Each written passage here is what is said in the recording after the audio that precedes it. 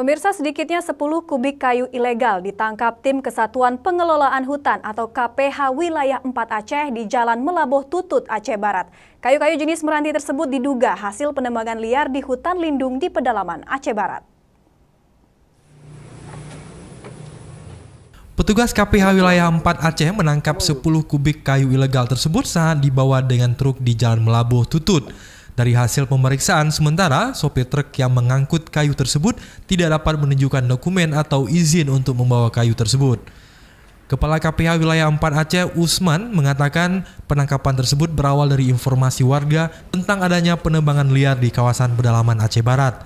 Petugas kemudian menelusuri dan berujung menemukan kayu tersebut sedang diangkut menuju kota. Tahu-taunya supir tidak bisa memperlihatkan dokumen kepada kita. Terakhirnya mobil ini kita bawa ke kantor KPH dan kita amankan di kantor KPH untuk proses lebih lanjut. Sementara itu hingga kini 10 kubik kayu jenis meranti tersebut masih diamankan di kantor Kesatuan Pengelolaan Hutan untuk penyelidikan lebih lanjut. Sedangkan pemilik kayu hingga kini masih dalam pengembangan aparat. Dari Kabupaten Aceh Barat, Diki Juanda, Metro TV.